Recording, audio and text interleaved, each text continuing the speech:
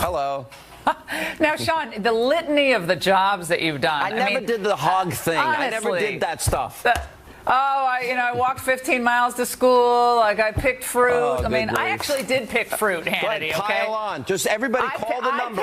Okay, let's do a dueling. Right, what's your worst job? I want to know something. What are the jobs you did when you were young? I know you. I didn't go to Dartmouth. I was a paper girl. Okay, I delivered papers in the rain, sleet, and snow. I picked blueberries. Oh my gosh. I worked at McDonald's and was fired. I wasn't good in the service industry. Why were you fired? Someone locked me in the freezer once, and they locked you in the freezer. What does that have to do with anything? Well, it ended up in a fish fillet sauce fight with the guns, and it didn't work out so well. Oh my God! So that's what happened with me. You serious? I'm not talking to you. The fake news awards were great though tonight. You got to admit. Oh, hilarious! Oh my gosh, Sean, thanks so much as always. Have a great show. All right, I'm Laura Ingraham, and tonight the Ingraham Angle comes to you from Las Vegas. We're going to hammer away at the police stonewall over the worst shooting in U.S. history that happened here last October. And we're going to ask some basic questions that are still hard to find answers for. Also, the inside scoop from Congressman Bob Goodlatte on the Democrats' threat to shut down the government. Unbelievable if they don't get an amnesty deal for the Dreamers. And Senator Flake's supposed bombshell speech. Did you see this? It was denouncing the president. He's just a dictator. It came across as more like a total dud. Plus, even when the doctors on CNN are talking about Trump, they make up their own facts. You're not going to believe this one. First, unanswered questions and hidden agendas. That's the focus of tonight's angle. I'm reporting tonight from Las Vegas, where almost 4 months after the deadliest mass shooting in U.S. history, there are still so many unanswered questions. It's bizarre. We made repeated requests to Vegas PD for one law enforcement representative to update us on the investigation on air, of course, into killer Stephen Paddock. And they provided us with only this. It's a terse email from the public information officer, Laura Meltzer, that reads in part, no one from the LV MPD will be participating in any interviews about the 1 October incident for the Ingraham Angle. Oh, thanks. Well, while some new information has trickled out over the last few days, I say most of it, when I really read through it, called through it, only raises more questions. A lawyer for the police department says charges may be coming soon against someone else. And it's stemming from what officers discovered in that Mandalay Bay hotel room on October 1st. Remember, inside they found Paddock dead, his 47 guns, thousands of spent cartridges, and other equipment. He had all those bags that he somehow was able to get into the hotel by himself. His girlfriend, Mary Lou Danley, you see her there, who claims no foreknowledge of the shooting spree, has admitted now that her fingerprints are probably on some of the ammo because, get this, she helped load the cartridges. I have other information on her, too. You're not going to want to miss that coming up. Federal court documents that were just made public because the press was pressing for them revealed that the FBI, as early as October 6th, that's just 5 days after the shooting, believed that Danley was the most likely person who aided and abetted Stephen Paddock. So where is she now? Why don't we have more information on this woman? And why were they so eager so early on to say Paddock acted alone? After reporters pressed for the contents of search warrants in the aftermath of these killings, the federal government did release 315 pages of material in the last few days. But the Las Vegas Police Department has basically gone radio silent, citing concerns about the ongoing investigation. Well, now a federal judge is mulling the request from the Associated Press and the Las Vegas Review-Journal to force the release of search warrant affidavits and other evidence, such as inventories of what was obtained from their searches. Very important. There are many questions that remain unanswered. The Paddock home was ransacked before authorities could return. That was on October 10th. Again, why wasn't that locked down? And what happened to Jesus Campos, the Mandalay Bay security guard who exchanged fire with Paddock and was injured? We saw him on Ellen once and then never again. And where is all the surveillance video of Paddock gambling at the casino, checking in with all those bags, and of anyone entering or leaving his hotel room. Why wouldn't they release that? And why, given all that we're now learning, again, were authorities so quick to declare this a lone wolf shooting with no accomplices? Right now, we believe it's a sole actor, a lone wolf type actor. It was a sole shooter. There is no further threat that we're aware of, no immediate threat. I want to emphasize we believe Paddock is solely responsible for this heinous act. Now, authorities should do what's necessary, of course, to protect the integrity of the investigation. That's a no-brainer. But they've gone in the other direction, I think, trying to lock down as much information as possible. They're extremely defensive over there at the Las Vegas Police Department, and we're big supporters of the police, as you all know. And we know, by the way, what happens in the absence of real information.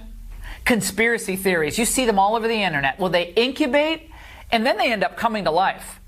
Distrust and resentment builds among the public and, of course, the victims' families. We're going to hear from one of the shooting survivors coming up.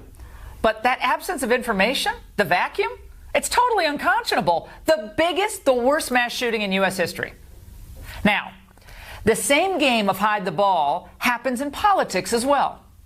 We've seen scenarios where both government bodies and journalists end up revealing or reporting only part of the story. Of course, the part that they need to advance their own agendas or cover, or cover their own posteriors. The public's interest isn't served in either case, either when the government does it or when journalists do it. Now, look at what the press has been doing just in the past week. Okay, they've been fat-shaming Donald Trump. Can you explain to me how a guy who eats McDonald's and Kentucky Fried Chicken and all those Diet Cokes and who never exercises is in as good a shape as you say he's in? Too much McDonald's, too many burgers. Do you think it was problematic? And he's borderline obese. Can you characterize that as excellent health? Do you take a waist measurement for the president? His weight, I think he said 239, right? I think it's just shy of obesity. And speaking of waists, while they're trying to push the narrative that the president is physically unfit for the office or mentally unfit, they keep insisting that he's a racist. That's the other stunt they're pulling. All the while, they advance countless, non-stop, such emotional immigration sob stories. You have this Christmas, which I guess in the back of your mind you're thinking, well, this is the last, at this point in time, Christmas with my husband who's about to have to go to Mexico. What did you do with your family? Oh, by the way, that went on for about 10 minutes. Well, how was your Christmas? How do you feel? Those types of really hard-hitting interviews. I have a question for CNN. Have they ever done such an empathetic interview with victims of illegal immigrant crime? Or maybe an expose of the American workers displaced by cheap immigrant labor? I mean, I don't think I've seen interviews with presidents or heads of state that went on as long as that interview. We just saw a tiny snippet there. And as the band of jackals circle on the president on the most ridiculous matters, such as the ones we just discussed, major stories and developments, both domestic and international, are given short shrift. North Korea, what's happening in the Middle East, China, the trade war. Oh, no, we're not going to talk about that. We're talking about Trump's waist and his BMI. Well, no wonder a recent Pew survey indicates Americans think that they have the most biased media in the world. Only 21% of Trump supporters think the U.S. media is fair. I can't believe it's that high. And only 55% of those opposed to the president think the media is fair. I've seen worse polls than that. By the way, who are the new John Chancellors out there? David Brinklings? Peter Jennings? Remember them? They actually reported on real stories. It wasn't all about them and making their moment in the press. Of course, our own Bret Baier. He's a respected professional who plays it down the middle. But other than Bret, who else is out there? At the same time, our government, both the executive branch and Congress, they hide too much from us as well. To all those senators resisting the Trump agenda on trade and immigration, for instance, what are the big donors demanding? And how has that changed your public position on these major issues? Isn't that something you'd like to know? And who actually writes these bills that are hundreds and even thousands of pages long and that are filled with all sorts of goodies inserted at the last minute? Are these like 24-year-old staffers? Are there other people? I mean, is there a collaboration of people who sit around writing this junk? This is the swamp at its worst. No wonder they don't want us to know what's going on. And as for the White House, I'd say open up as much as you can without hurting the delicate process of governing. The BSH before S-hole meeting, I like to call it that way, that Trump had with those congressional leaders on immigration, that was excellent. And I hope we see more of that.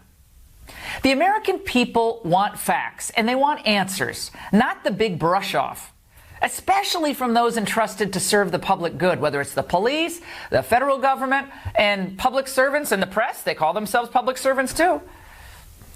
At the same time, many people, I guess they probably want to hear less from politicians, certain politicians like Jeff Flake or Cory Booker, whose pitiful preening before the cameras reminds us of why we elected Trump in the first place.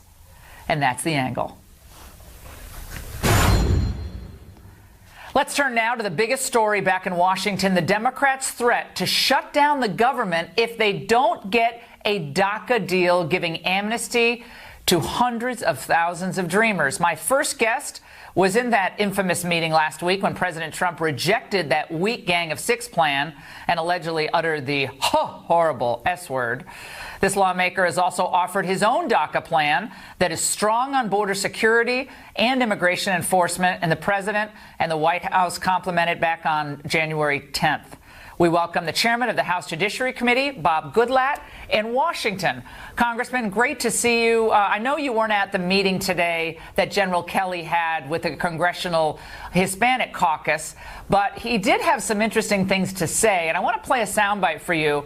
This was General Kelly on Bret Baier tonight. Let's watch. There's been an evolutionary process that this president has gone through as a campaign, and I pointed out to all of the members that were in the room that they all say things during the course of campaigns that may or may not be fully informed. But this president, if you've seen what he's done, he has changed the way he's looked at a number of things. Campaign to governing are two different things. Okay, when we hear words like evolve, Congressman, a lot of Trump supporters get nervous on issues like the wall. Mexico is supposed to pay for it. Where are we? Well, I think we're in a strong position because General Kelly, Secretary Nielsen of the Department of Homeland Security have been up here a lot on Capitol Hill. I wasn't at the meeting you just referred to, but I know that they are conveying to members of Congress that the president is keeping his commitment, both with regard to security at the border and to making sure that when people get across the border and they're apprehended or they even turn themselves in, that they are safely returned home and are not simply released into the interior of our country. And we've got to end chain migration. The president, as you noted, had a great meeting at the White House last Tuesday. Millions of Americans got to see that on television, live or on tape, and they know that this president is trying to solve this problem. But to solve the problem, you've got to stop and make sure that people respect the rule of law. And so that's what Republicans in the House are all about. That's what the legislation we have introduced is all about. Yes, we'll do something for the DACA recipients, but we've got to make absolutely sure that, as the Speaker of the House has said, this shouldn't be allowed to continue. And therefore, we have lots of border security, lots of interior enforcement. Well, I'm going to get to specifically what that is, sure, Congressman. But your bill, you co-authored it with Raul Labrador. It has a lot, most, if not all, of what the president has asked for to give this relief to the DACA folks. It does. Why does Mitch McConnell, I want to play a soundbite for you from Mitch McConnell earlier today. He seems confused about what the president can sign. Let's watch. He's not yet indicated what measure he's willing to sign. As soon as we figure out what he is for, then I would be convinced that we were not just spinning our wheels. Wait a second. Spinning the wheels? On January 10th, the White House came out in support of your bill, Congressman. How was that confusing for Senator McConnell? I'm not clear on that. Well, I think it's very important that the House pass this bill so that the Senate sees that there is strong support for addressing DACA, but making sure that we have strong borders and making sure that our laws are respected. Yeah, but Congressman, we know all that. Well, why won't Paul Ryan bring this bill up for a vote? That would give this whole conversation a lot of momentum, don't you think, and take the wind out of the sails of all these open borders types who are saying, oh, Trump's a racist. Trump doesn't want to help these people. Trump uses foul language in the Oval Office. We're going to shut down the government. Your bill gives him what he said he will do. And a lot of these Democrats claim they're for border security, and then you will take this other, toxic element out of the equation. Why won't Paul Ryan bring this up for a vote? Well, I think we are taking steps in that direction, and the Speaker and the Leader have both indicated today that they're going to start having a member listening session so that they can learn more about this bill and get up to speed. Listen to the people. Right. Yeah, but you listen to the people. I sound like I'm blowing smoke toward you, Congressman, but you actually listen to the people and what you did in your legislation. Kelly tonight was saying on Brett Baier, where it's only going to be 700 miles, and I guess, but that's not what the president said. He's evolving. But you and your bill actually tracked what the president campaigned on for the most part.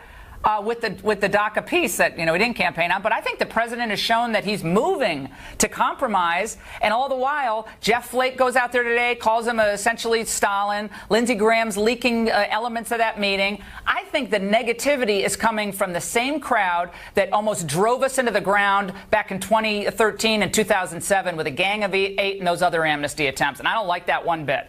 No, neither do I. And that's why we're pushing hard for this bill. And that's why I think things are moving in the right direction now. And yes, we have to get the leader to bring this bill to the floor of the House. But he better do it. We absolutely have to do it. We also have to get the members rallying behind it. We've been working hard on this bill for months. Now we're educating the members about what exactly is in this bill. And your viewers can help by letting members of Congress know that they want to see these important security measures brought to the floor of the House for a vote. Ending chain migration, ending visa lottery. That we got people in the Senate now want to just move the deck chairs on the Titanic and give all the visa lottery slots to the temporary protected status people from hurricanes that happened decades ago, correct? That's correct, and we absolutely cannot do that. The House will not do that. That's just absurd. It's a non-starter. So I don't think the Senate will after all things are said and done as well. I think there are many senators who are very gun-shy about that approach.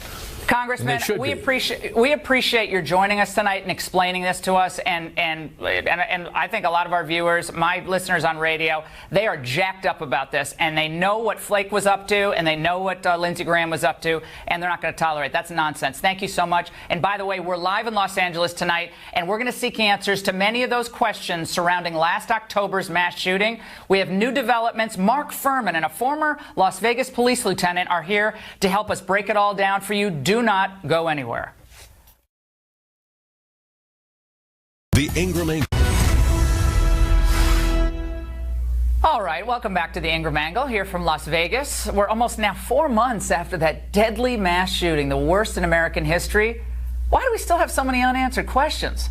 Let's turn to a couple of experts to break it all down. Former LAPD detective Mark Furman, who became a household name, of course, during the O.J. Simpson trial, and Randy Sutton, a former lieutenant with the Las Vegas Metropolitan Police Department. Great to see both of you. Mark, let's start with you. It is 4 months almost since the shooting, and we're now only hearing that they might be charging another individual after we've heard almost nothing from the Las Vegas Police Department, and after the press had to press for a lot of these documents to be released. What's going on here? Well, Laura, let's pause for a second and understand that we had 58 homicides. That's 58 individual homicide investigations and hundreds of people that were wounded, and that had to be documented and handled by the detectives. We haven't heard from one detective yet in this, which is unfortunate. But let's look at some of the things that had to be processed, and one is DNA. If there was DNA on anything that Paddock handled that was in that room, they probably pursued that. And it is probably his girlfriend that they're actually targeting. But I don't think that's going to solve anything in this case as far as why, the motive, or really how Paddock actually pulled this off. Randy, you were, veteran of the Las Vegas Police Department, and I have a couple friends that you probably know who are homicide detectives there, just retired a couple of years ago.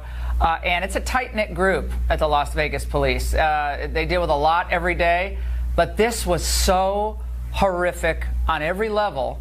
And what happens when we don't have regular updates or even press, briefings, I think, in a case like this, is that people start saying, well, what's really going on?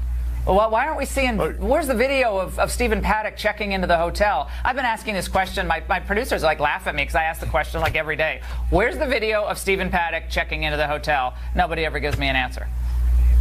Well, there's a lot going on here, and one of the things that you've probably heard and has been inexplicable to me is that when Metro took on this investigation, and the scope of it, of course, is huge, for some reason a decision was made to relieve the homicide unit of this investigation and give it to a rather innocuous unit that handles officer-involved shootings. So that's one of the major questions that I have had. And here's the thing: the initial law enforcement response was amazing. Courage that these officers showed, and the dedication that they showed was absolutely stunning. But then you have this media blackout, as you have termed it, and it's very difficult to understand. It's a little inexplicable to me how the sheriff has not been keeping the public abreast of this situation. I know you're not going to say this, but Randy, did they screw up, or are they worried that Vegas? I mean, it's a place that survives on tourism. People have to feel safe. They have to feel like when they check into a hotel, there's not a guy checking 10 bags with thousands of rounds of ammunition who's going to be in the next hotel room. And I get these casinos. They want to be thriving and hiring people. I get it. But I find this to be really odd and frankly infuriating that we got the big brush off from the police today. We're big supporters of the police. We got a big brush off. No, we're going to talk about. What do you mean you're going to talk about it? We're not asking you to compromise the investigation. Why do we know so little about his movements inside that hotel? And no one ever went inside the hotel with him? No one came in and out? No maids?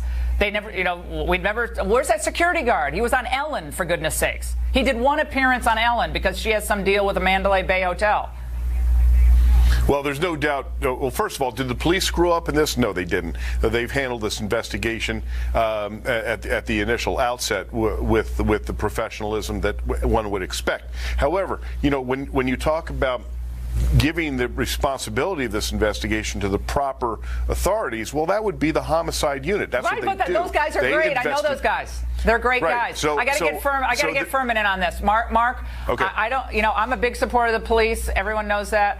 But this was we have 58 Americans dead. We had 498 injured, and we're monkeying around with we're not going to release this search warrant. We're not going to release that search warrant. Apparently we have one woman who got paid money while this thing was happening. He wired her money. She deleted her Facebook account, Mark, before his name was even released to the public. She's deleting Facebook accounts.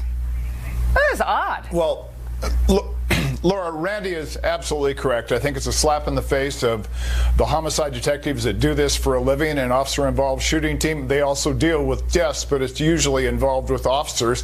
And I'm sure that the thought process was that they handle a lot of ballistics and a lot of tracking the path of bullets, and they'd be better handled or better, informed to handle this since the shooter is dead. That being said, the one thing I didn't like about this investigation is you had too many heavies, too many chiefs, too many from the big tower talking in these press conferences instead of the people that actually do this for a living. I think that's one of the things that became a mistake, that now we don't have that information. We also have civil litigation. We have hundreds of civil lawsuits that are undoubtedly looking at in the city of Las Vegas, Mandalay Bay, the police department, even though I believe, just like Randy, the police department did nothing because they had such a small window to actually act, and I think they did it as he's put, bravely and heroically, and they actually closed as fast as they could with the suspect.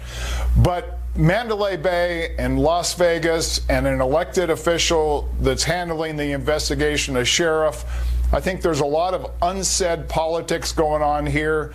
Bingo. Follow the money. I believe they're just slowing it down. Follow the money. There's no doubt in my mind. There's no doubt in my mind that the Mandalay Bay is one controlling the information flow. Well, especially when it comes to their employee Campos. I mean, he disappeared after appearing on Ellen. That was very contrived. He's on Ellen. Yeah. We're gonna continue with this. We're not done with this story, by the way. Later on, we're going to speak to a survivor of the Vegas shooting, guys, who has his own questions for the police department there. You're not going to want to miss that. Can you imagine if you were either injured or you lost a family member, you're still not getting answers? And back in Washington, Senator Snowflake, he gave his big speech blasting the president today. Everyone yawned, tumbleweeds blowing through. But Disturbin' Durbin and CNN were there. Our message for them next.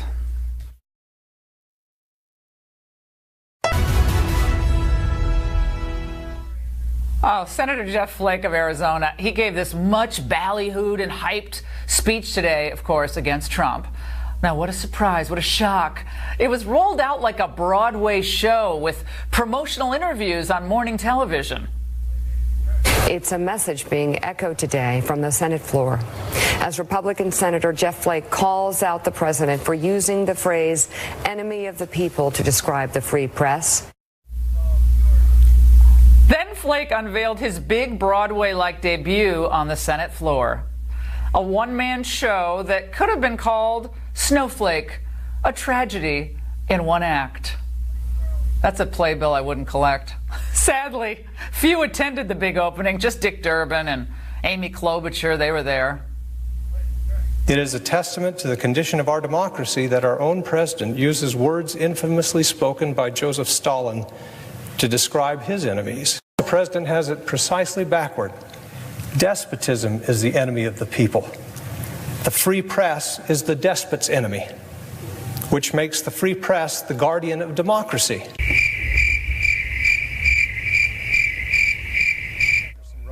Huge response at the floor of the Senate.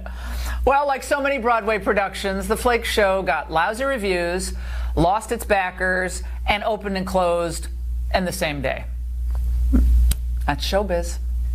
Joining us now from California is Victor Davis Hanson from Stanford University, and he's the author of the new book, The Second World Wars, How the First Global Conflict Was Fought and Won.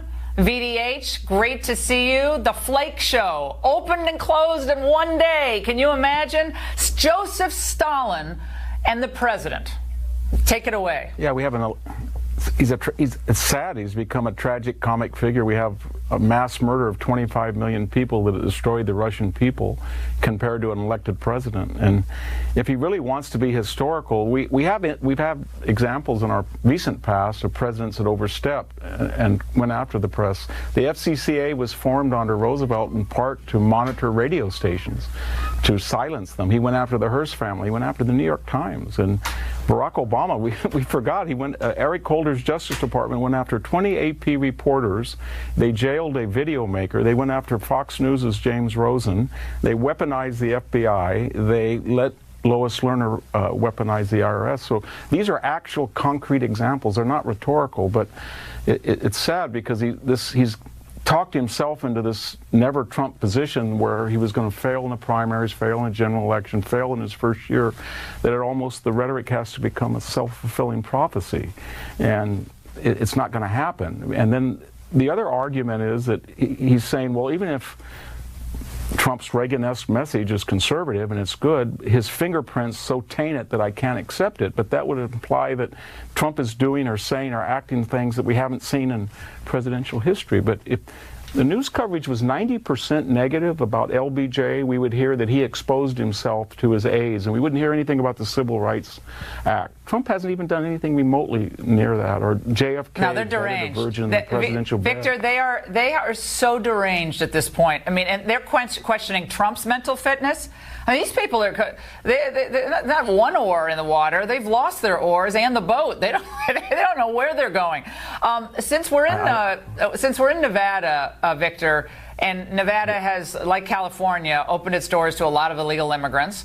I want to put up a full screen for our viewers that I want you to react to. Nevada and Las Vegas immigration, 170,000 illegal immigrants live right here in the Las Vegas metro area, 170,000. Nevada illegal immigrant population is 4.5% more than the national average, and illegal immigrants account for 35% of the foreign-born Las Vegas residents. Back in 2009, Victor, the time they were tracking the actual cost of illegal immigration to Nevada, it cost the taxpayers, according to the group FAIR, $630 million. 9 years later, that figure is exceedingly higher.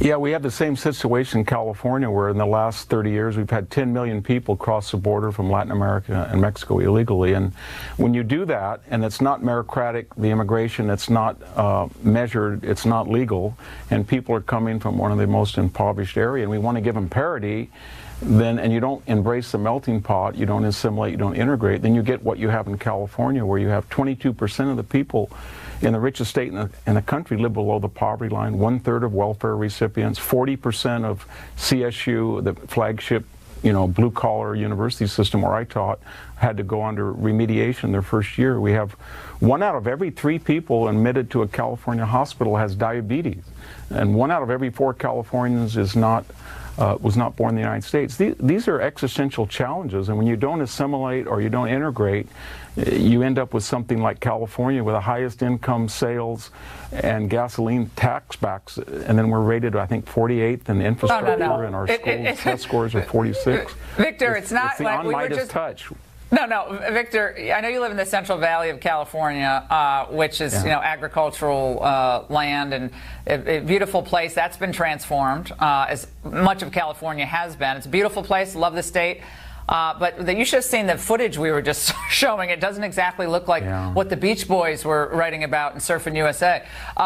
So one more question for you. When you think about Jeff Flake, just tying it back to the immigration debate, why should Donald Trump in any way debate in his own mind, gee, I'm going to do a deal with Durbin, Flake, and Graham, after what Durbin has said about him, Trump's a racist, and what Flake has said about him, Trump's Joseph Stalin. So now they're going to try to guilt Trump into doing a deal with those characters? No. I mean, it's madness. No, he shouldn't. Yeah, they don't believe that the immigration system's broken. I mean, they're only going for a deal now because DACA's threatened to expire on its own terms. I mean, they feel open borders has helped flip the American Southwest purple from red, that Mexico is getting 25 billion remittances. They like it. And the ethnic tribunes like the separatist narrative. The Democratic Party likes it. So, and their idea is it's great. The only people who say it's broken are the people who are worried about putting their children in public schools that are, have English as a second language. The schools, Victor, that they don't send their kids to. Phenomenal segment. They don't send their kids there. No. They're never subject to the consequences of their own ideology. They're separatists. They're boutique apartheidist. No, as long as they get their yards done for, really cheap prices, they're good. Victor Davis Hanson, great segment as always. And by the way, VDH, if you think Flake is out of touch, just wait. Because up next, we take a trip to CNN Dr. Gupta's alternative universe. And before we go to take a break, a touching moment on Capitol Hill today. Lawmakers paying tribute to one of our last of his great generation, statesman and patriot, Bob Dole. He received the Congressional Gold Medal today, Congress's highest award given to a civilian, and he's an American hero. He incidentally supported President Trump when many others, like the Bushes, were running from him. I've always said that you're no better than your staff, and I thank them for all they've done for me over the years. Mr. Speaker, I yield the balance of my time to this distinguished gentlewoman from North Carolina.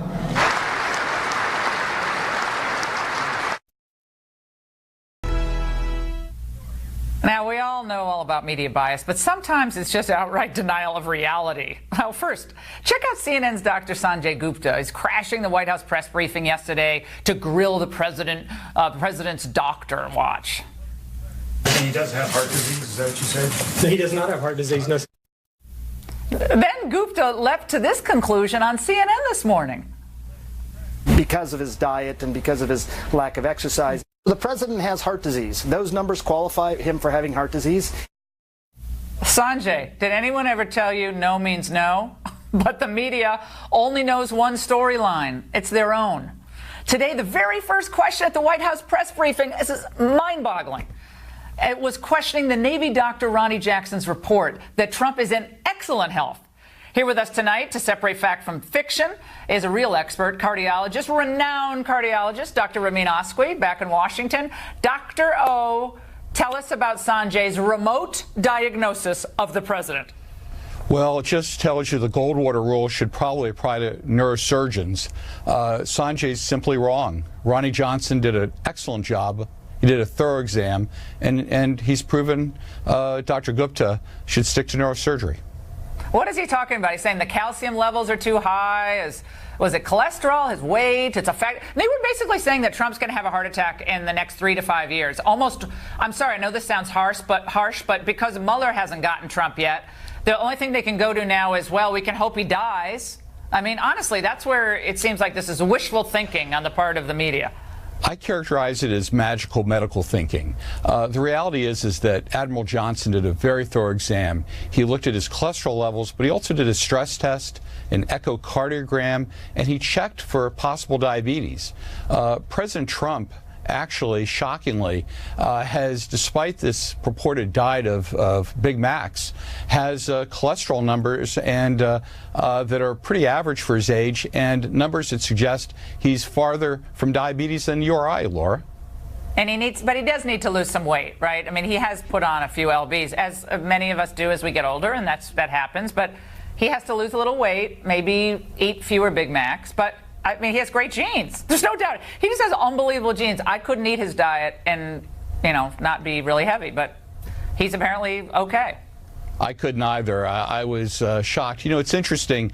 The reporters asked such detailed questions, but, they never talked about President Obama's smoking. They never talked about candidate Clinton's passing out in 72-degree weather and having to be carried into her Scooby van. It's sort of interesting that they're so determined to dig something up where nothing is. Okay, well, we appreciate it, Dr. O. And by the way, when we return, back to the question of the hour for us from tonight from Vegas, seeking answers on the mass shooting here, the worst in U.S. history. We're going to talk to someone who literally had the front row seat to that horrific night and has been trying to help other survivors and victims' families ever since.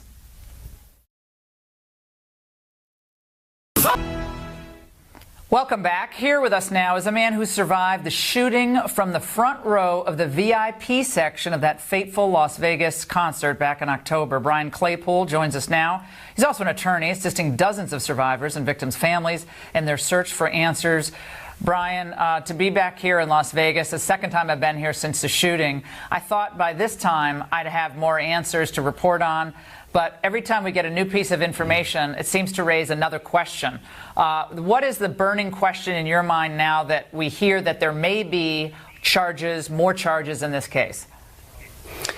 Well, Laura, thanks for having me, by the way. And to let you know, this is my first day back in Las Vegas since being a survivor of the shooting. And I had a meeting out here today on the Vegas shooting case. And I got to tell you, when I got off the plane, I was walking toward the exit of the airport, and I saw the Mandalay Bay right out the window. And I had two feelings that came to me. I had anxiety, and then the second feeling was anger. And I speak for all those survivors out there and all those family members who lost loved ones in this shooting. Here's what we want to know. We want to know why the Las Vegas Metropolitan Police Department, why the FBI, in concert with the MGM and Mandalay Bay, are scripting a narrative that this is just a lone wolf shooting, that this is just some 64-year-old or however old this dude was, Paddock, some depressed guy that wanted to do a mass shooting. We know for a fact that's likely not to be the case. But you hit the nail on the head earlier. Greed in this shooting eclipses public safety. And we want answers why the MGM in Mandalay Bay did not better prepare for this mass shooting.